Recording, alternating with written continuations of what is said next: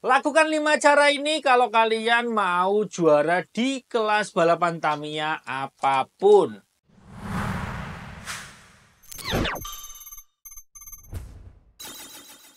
Halo semuanya, kembali lagi bersama aku Tommy. Di video kali ini kita mau sedikit berbagi buat kalian yang mungkin baru aja main atau kalian baru aja main lagi Tamiya atau sekedar nostalgia dan pengen balapan. Di sini aku mau kasih tips buat kalian yang baru banget main dan pengen balapan tapi masih bingung nih mau gimana.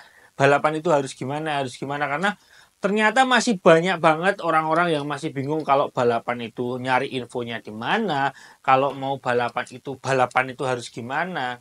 Begitu. Oke, langsung aja nggak usah lama-lama lagi, kita kasih 5 cara gimana kalian bisa kompetitif atau minimal kalian bisa juara kalau kalian menerapkan 5 cara ini buat kalian sendiri untuk kalian balapan di kelas balap Tamiya apapun. Yang pertama, ikutin meta yang ada. Caranya gimana sih Bang kalau tahu meta yang ada? Atau gimana sih cara tahu biar sebuah kelas itu metanya apa atau gimana? Nah, yang pertama kalian harus ke event balapan tentu saja. Kalian saksikan babak pertama, babak kedua sampai babak final. Di situ mobil yang paling dominan atau mobil di situ yang meta itu mobilnya apa, dengan sasis apa, bahkan settingannya seperti apa. Kalau bisa kalian foto ataupun kalian cari informasi seputar mobil itu, barulah kalian membuat mobilnya. Jangan salah, mungkin buat sebagian orang itu dengan membeli Tamiya langsung bisa balapan. Enggak gitu konsepnya. Jadi kalian tahu dulu metanya seperti apa. Minimal kalian tahu dulu balapan itu seperti apa. Balapan di tempat kalian itu seperti apa.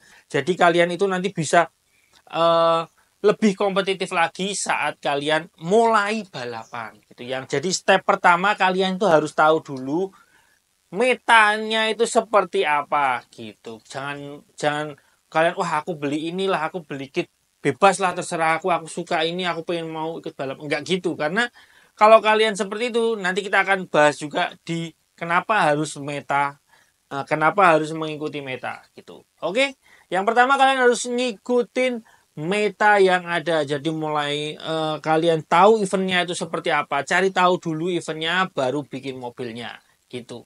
Cara bikin mobilnya sudah aku jelasin tadi. Kalian lihat aja yang di situ yang paling dominan dan sering juara di situ, pakai mobil apa, settingannya seperti apa, difoto saja. Begitu, oke. Yang kedua, belajar sasis satu aja. Jadi jangan 2 sasis atau 3 sasis, karena yang namanya kalian baru main, kalian belajar A sampai Z semua sasis pengen dicoba, ya nggak apa-apa. Terserah kalian, sah-sah aja. Kalian mau belajar semua sasis itu juga diperbolehkan. Tapi minusnya adalah kalian nggak akan fokus menemukan kelemahan dan kekurangan sasis tersebut. Gitu. Jadi saranku sih belajar satu sasis aja. Kenapa satu sasis aja? Karena ya tadi nyambung yang pertama. Kalian harus tahu metanya. Baru kalian bikin mobilnya. Oh ternyata misalkan di STB Up itu yang paling sering, yang paling dominan juara itu pakai menggunakan sasis FMA, bodinya broken gigant, settingannya seperti itu. Ya kalian mau nggak boleh ngeyel, harus pakai seperti itu. Kalau kalian mau ngeyel, kalian mau cari meta sendiri nggak masalah, tapi itu akan memperpanjang durasi kalian untuk meraih juara atau kompetitif di balapan tersebut. Jadi kalau kemarin ada yang tanya, aku pakai sasis ini, emang nggak bisa yang ini? Ya memang karena metanya itu tadi, metanya itu baru diunggulkan ini karena ada beberapa part mungkin yang lebih unggul di sasis ini, ataupun ada kelebihan di sasis ini yang bisa membuat di track itu jadi lebih mudah. Seperti itu. Jadi pastikan kalian fokus di satu sasis saja. Apapun kelasnya kalian fokus dulu di satu sasis sampai kalian menemukan kelemahan dan kelebihannya. Begitu. Oke? Lanjut kita bahas yang ketiga. Yang ketiga yaitu sering ikut event dan cari pengalaman dari event tersebut. Mungkin di event yang kalian ikutin pertama mungkin nothing, kalian nggak dapat apa-apa karena ya masih baru banget, walaupun sudah ngikutin mobilnya tapi nggak tahu caranya gimana. Nah di situ kalian bisa tanya dengan racer-racer yang ada di situ.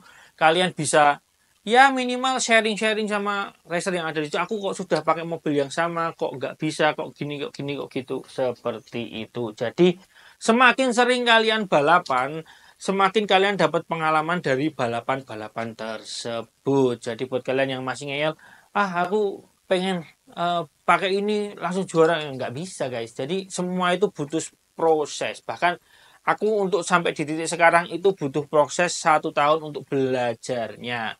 Begitu, karena ya tadi itu aku sudah nggak ngikutin meta, belajarnya lompat-lompat seperti itu. Jadi kalian bisa mungkin lebih cepat belajar kalau kalian mengikuti meta dan juga kalian lebih sering balapan dan belajar dari balapan-balapan yang kalian ikuti gitu. Oke, yang keempat. Yang keempat, belajar cara menganalisa kelontang dan juga problem solve-nya. Nggak cuma kelontang sih, kayak misalkan kalian nggak tahu cara break in, kalian gimana biar tahu cara break in mesin. Jika kalian nggak tahu cara break in chassis, gimana kalian tahu cara break in chassis. Jadi how to-nya itu kalian cari aja sekarang kan sudah gampang banget, kalian bisa cari tutorial mau di YouTube, mau sharing sama temen gitu juga bisa. Terus cara kelontang, misalkan kelontang di tabletop kondisinya dengan settingan seperti ini itu seperti ini penyelesaiannya, dan kalau kelontang di IC itu penyelesaiannya seperti ini. Jadi kalian harus cari tahu itu sampai kalian benar-benar di luar kepala. Oh, kalau ini problemnya ini. Oh, kalau ini aku harus pakai ban ini gitu. Semuanya itu ada di YouTube ataupun media sosial seperti TikTok, Instagram, semua banyak yang sekarang sudah banyak banget yang share how to atau cara bagaimana menyelesaikan sebuah problem saat kalian balapan. Jadi nggak ada alasan buat kalian, aku nggak tahu cara braking. Mungkin kalian males aja buat nyari tutorial braking atau yang lain. Gitu guys. Jadi kalian pastikan kalian itu belajar how to atau problem solve-nya. Gitu ya guys ya. Lanjut, yang terakhir, yang kelima. Yang kelima ini yang aku lakuin di proses balapanku juga. Bikinlah tim kecil yang minimal tim itu bisa jadi teammate kalian saat balapan. Karena nggak semua balapan di semua kelas itu individu. Kadang ada butuh tim, kadang juga butuh tim yang lebih dari 1 orang. Kadang kayak sekelas kejurnas itu butuh 8 atau sampai 10 orang. Jadi pastikan kalian bentuk tim kalian sendiri. Kalau memang mungkin nggak ada yang mau teammate sama kalian, ya kalian buktikan dari step by step, kalian ngikutin balapan, progres kalian, dan lain sebagainya. Kalian bisa buktikan dengan seperti itu, kalian bisa podium dan lain-lain. Dan kalian bentuklah tim kalian, yang mana tim itu nantinya bakal kalian pakai atau kalian team up di balapan. Jadi apa gunanya kalian bentuk tim? Yang salah satunya yaitu tadi, tidak semua balapan ini itu individu. Jadi kalian butuh tim buat kadang ikut event yang memang harus team up, dan mungkin track lebih dari 1 atau 2-3 track seperti kejurnas dan lain-lain. Jadi pastikan setelah kalian mengikuti semua proses, kalian belajar semua prosesnya, kalian bentuklah tim. Jangan kalau kalian mau melaju jauh, kalian memang harus team up dan tidak bisa kalian itu sendirian saja. Itu guys. Jadi itu tadi yang pertama, kalian itu ikutin metanya, terus belajar chassis 1 aja, ikuti event, cari pengalaman dari situ, terus belajar menganalisa, problem solving, dan how to break in, how to ini, kalian belajar itu semua. Dan yang terakhir, jangan lupa bikin tim, karena tidak mungkin kalian itu bisa sendirian dan mengudara sendiri. Karena tetap mau gimana pun kalian juga tetap butuh tim untuk event skala nasional dan event yang lebih besar lagi. Oke, semoga ini bermanfaat buat kalian yang nonton dari awal sampai akhir. Semoga kalian makin lucu di lintasan. Bye-bye.